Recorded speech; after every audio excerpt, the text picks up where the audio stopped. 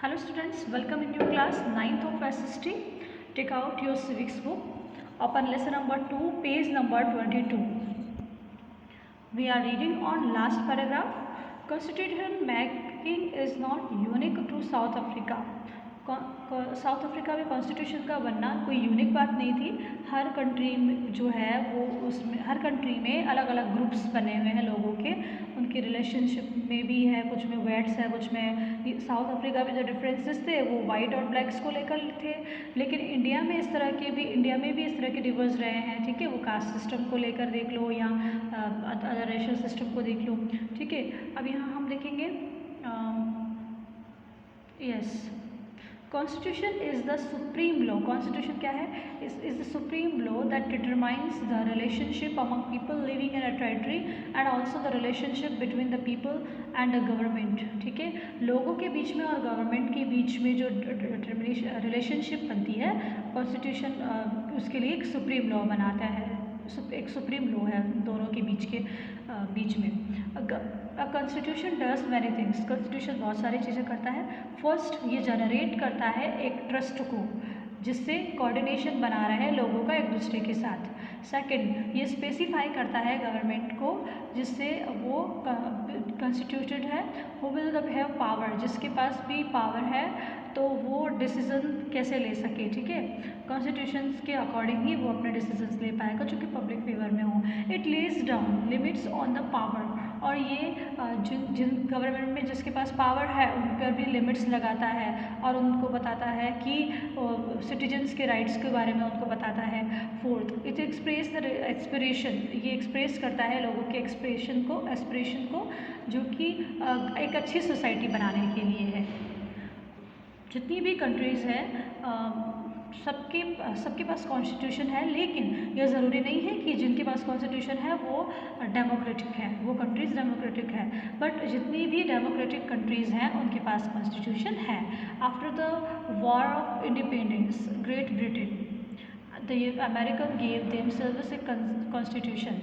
तो जैसे ही एक वॉर हुआ जिसमें मैंने आपको बताया था फ्रेंच रिवॉल्यूशन में भी कि अमेरिकन कंट्रीज़ का कुछ पार्ट ब्रिटेन के पास रहा है, पहले स्लेव रहा, फिर बाद में अमेरिकन कंट्रीज़ के वो पार्ट उससे फ्रीडम लिए उन्होंने, ठीक है। ये फ्रेंच रिवॉल्यूशन में हमने देखा था, ठीक है। तो वहाँ पे भी उन्होंने भी कॉन्स्टिट्यूशन वहाँ से अडॉप्ट किया है। Making of the Indian constitution का बनना। साउथ अफ्रीका की तरह इंडिया का जो कॉन्स्टिट्यूशन है वो भी बहुत मुश्किल सर्कमस्टांसेस में बनाया गया है, ठीक है। The making of constitution is hug and Divers country like India. Constitution को बनाना ऐसे इंडिया जैसे बड़े और जिसमें बहुत सारी विविधताएं हैं इंडिया में लोगों में के बीच में, ठीक है। तो ऐसे जगह पर कॉन्स्टिट्यूशन का बनाना ये अपने आप में बहुत चैलेंजिंग है। Country was born through a partition on the basis of religious difference. पहले तो इस कंट्री का पार्टीशन हो गया इंडिया एंड पाकिस्तान, जो कि रिलीजियसली हुआ, ठीक है। एटलीस्ट 10 लाख, और जब ये अलग हुआ, पार्टीशन जब हुआ तो दोनों साइड एटलीस्ट 10 लाख लोग मारे गए क्योंकि वायलेंस हुआ, हिंसा हुई बहुत, ठीक है। और यहाँ पे कुछ लीडर्स हैं, उनके बारे में भी हम देखेंगे। वल्लभ भाई ज़ावर भाई पटेल, इनका बॉर्न गुजरात में हुआ, ये होम मिनिस्टर रहे, ठीक है, होम मिनिस्टर, इंफॉर्मेशन मिनिस्टर, और बाद में ये डिप्यूटी प्राइम मिनिस्टर रहे, ठीक है। प्रिंसली स्टेट्स को इंडिया में ज्वाइन करने में इनका बहुत बड़ा साथ रहा। देखो, उसके बाद है अबुल कलाम आज़ाद, इनका बॉर्न सऊदी अरबिया में हुआ, ये एजुकेशनलिस्ट रहे और बाद में ये एजुकेशन मिनिस्टर बने, फर्स्ट यूनियन कैबिनेट के ये एजुकेशन मिनिस्टर बने। इसके बाद हैं टी कृष्णमचारी, इनका बॉर्न तमिलनाडु में हुआ और ये मेंबर थे ड्राफ्टिंग कमेटी के, कॉन्स्टिट्यूशन ड्राफ्टिंग कमेटी के मेंबर थे ये, और बाद में ये फाइनेंस मिनिस्टर बने यूनियन कैबिनेट के। देखिए, तो हम बात कर रहे थे कि पाकिस्तान जो और इंडिया का जब पार्टीशन हुआ तो वायलेंस के चक्कर में, वायलेंस की वजह से 10 लाख पीपल की डेथ हो गई। ब्रिटिश ने जब ये इसको छोड़ा, कंट्री को, इंडिया को जब छोड़ा तो उन्होंने स्टेट्स के सामने ये बात रखी कि या तो वो इंडिया में मिल जाए या वो पाकिस्तान में मिल जाए या फिर अपने आप को एक स्वतंत्र राष्ट्र घोषित कर दें, ठीक है। The merger of these princely states, और इन प्रिंसली स्टेट्स को इंडिया में मिलाना सच में एक बहुत बड़ा टास्क रहा, ठीक है। तो आप सोचिए कि कैसे कॉन्स्टिट्यूशन ऐसी कंडीशंस में बनाया गया होगा। इसके बाद है the birth of constitution. Despite of these difficulties, इतनी डिफ़िकल्टीज़ के बावजूद there was one big advantage of the makers of the Indian Constitution. Unlike South Africa, they didn't have to create census about what a democratic India should look like. तो एक advantage था कि इससे पहले जब हमें फ्रीडम मिली, इससे पहले ही हमारे पास कुछ ऐसे अनुमान आ गए थे कि कभी इंडिया का अपना कॉन्स्टिट्यूशन बनता है तो लोगों को कौन सी चीज़ों को अडॉप्ट करना ही होगा। तो ये हमारे लिए बहुत एडवांटेज, मतलब बहुत बेनिफिशियल साबित हुई। बहुत सारे ऐसे सेंसस दिए गए। स्ट्रगल जब हो रहा था, नेशनल मूवमेंट के थ्रू जब स्ट्रगल हो रहा था फॉरेन रूल से, तो ये जो स्ट्रगल था इसमें हमारी सोसाइटी पॉलिटिक्स को ट्रांसफॉर्म करने की भी बात हो रही थी। तो ये जो राय रही फ्रीडम स्ट्रगल में, इस तरह की जो शार्प डिफरेंसेस राय जो रही, तो आफ्टर इंडिपेंडेंस इन सबको मानना ईजी हो गया। कुछ बेसिक आइडियाज़ जो है वो हर कोई मानना चाहता था, हर किसी को मानने पड़े। 1928 में मोतीलाल नेहरू जी और 8 अदर कांग्रेस लीडर्स जो थे उन्होंने एक कॉन्स्टिट्यूशन ड्राफ्ट किया था कि इस तरह का इंडियन कॉन्स्टिट्यूशन होना चाहिए। और 1931 में कराची सेशन जो रिजोल्यूशन हुआ उसमें भी नेशनल कांग्रेस ने कॉन्स्टिट्यूशन किस तरह से हो इसकी बात को रखा।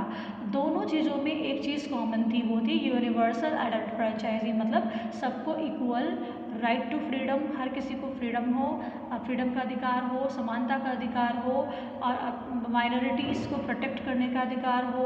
कॉन्स्टिट्यूशन में इंडियन कॉन्स्टिट्यूशन जो हो, इंडिपेंडेंट इंडिया का कॉन्स्टिट्यूशन में ये सारी चीज़ें बातें रखी गई। यूनिवर्सल फ्रेंचाइजी, सभी को समानता का, स्वतंत्रता का अधिकार, माइनॉरिटीज़ को प्रोटेक्ट किया जाए, ये सब पहले से ही लोग चाहते थे कि अगर कभी इंडिपेंडेंट हुआ इंडिया तो ये सारी चीज़ें एक्सेप्ट करनी होगी।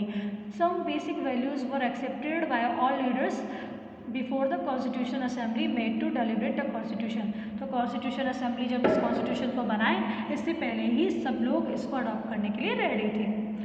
Familiar with the political institution colonial rule have developed an agreement of institutional design.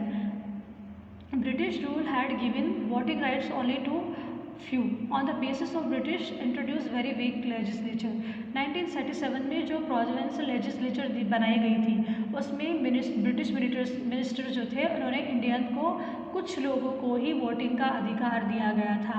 तो जिससे हमें एक, जब उन्होंने लेजिस्लेटिव असेंबली में पार्टिसिपेट किया इंडियंस ने, तो उनको एक अंदाज़ा हो गया कि लेजिस्लेटिव काउंसिल जो होती है वो कैसे वर्क करती है। और क्योंकि ब्रिटेन में तो काफ़ी टाइम से डेमोक्रेसी है, तो डेमोक्रेसी कैसे वर्क करती है, कैसे लॉ बनता है, ये इंडियन एक्ट 1935 जब बना तो उसमें इजीली कॉलोनियल लॉ जो बनाया गया उसमें इजीली जिन्होंने पार्टिसिपेट किया था ना, तो वो इस चीज़ को अच्छी तरह समझ गए थे। ईयर्स ऑफ थिंकिंग और deliberation framework constitution had another benefit. और सालों से जो लोग इसके बारे में सोच रहे थे कि हमारा कॉन्स्टिट्यूशन ऐसा हो या इस तरह से बनाया जाएगा, और जिनके पास इसका एक्सपीरियंस था, तो ये हमारे लिए एक दूसरा बेनिफिट साबित हुआ। जो हमारे जो लीडर्स थे उनमें कॉन्फिडेंस था कि दूसरी कंट्रीज़ की तरह हमारे भी जो है कि जो कंट्री लीडर थे वो दूसरे कंट्रीज़ से, जैसे फ्रेंच रिवॉल्यूशन में वो लिबर्टी, फ्रीडम से इंस्पायर रहे, ठीक है। और ब्रिटेन के the practice of parliamentary democracy in Britain में जो पार्लियामेंट्री डेमोक्रेसी है उससे बिल ऑफ राइट्स, यूएस का जो बिल ऑफ राइट्स है, सोशल रिवॉल्यूशन, सोशलिस्ट यानी समाजवाद जो रशिया में हुआ, इन सब से इंडियन गवर्नमेंट जो थे, इंडिया के जो लोग थे, इंडिया के जो लीडर्स थे, वो इकोनॉमिकल इक्वालिटी, सोशल इक्वालिटी, इन सारी चीज़ों से इंस्पायर थी, ठीक है। फिर भी वो चाहते थे कि इस पर कुछ लिमिट्स भी लगाई जाएं, ठीक है। उसके बाद हम देखेंगे the constitution assembly. Constitute assembly क्या है? Who then were the makers of the Indian constitution. अब कॉन्स्टिट्यूशन के मेकर्स कौन थे, ठीक है। You will find here very brief sketch, यहाँ पर आपको बहुत ब्रीफ स्केच मिलने वाला है लीडर्स का और उनका क्या इंपॉर्टेंट रोल रहा कॉन्स्टिट्यूशन असेंबली में। Drafting of document called the constitution was done by N assembly elected representative. जिस असेंबली ने इसको ड्राफ्ट किया, जिस असेंबली ने कॉन्स्टिट्यूशन को ड्राफ्ट किया, उन लोगों को भी चुना गया था, उन लोगों को भी उनको भी एज ए रिप्रेजेंटेटिव इलेक्ट किया गया था। हम यहाँ पे देखेंगे यस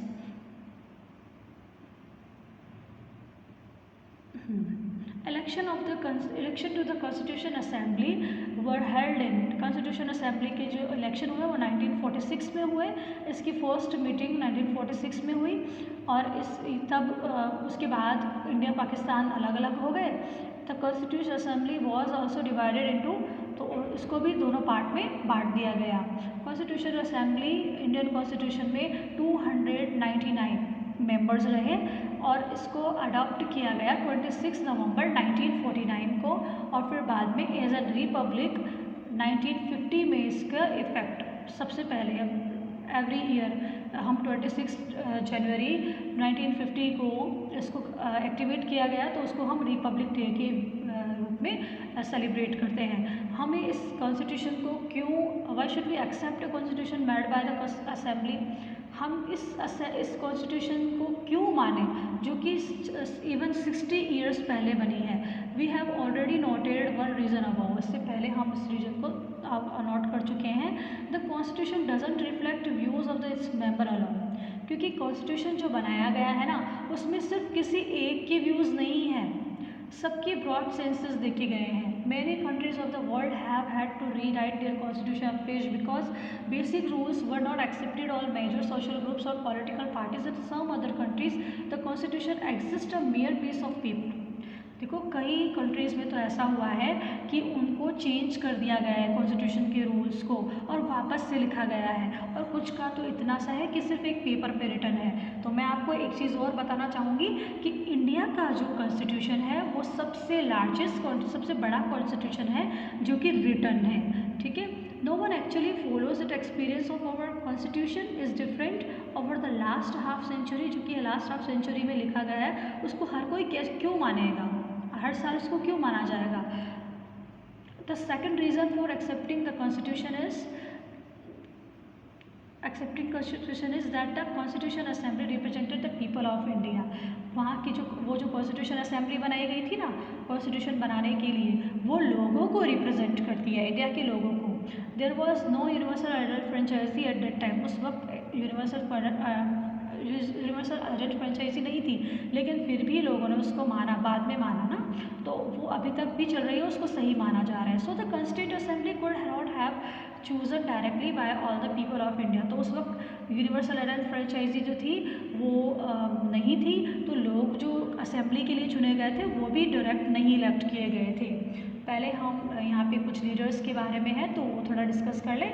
राजेंद्र प्रसाद जी, इनका बॉर्न जो है वो बिहार में हुआ और बाद में ये इंडिया के फर्स्ट प्राइम मिनिस्टर प्रेसिडेंट बने, first prime minister Pandit Jawaharlal Nehru ji.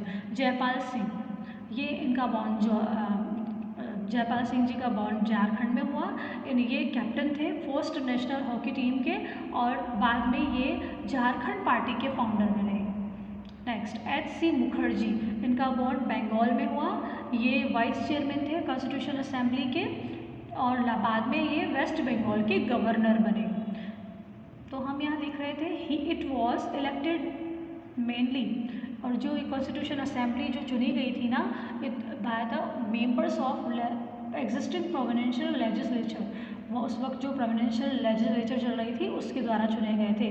This is short the fair geographical share members from of the country. Okay students, आज हम यहीं तक स्टडी करेंगे, नेक्स्ट वीडियो में देखेंगे। Have a nice day, bye.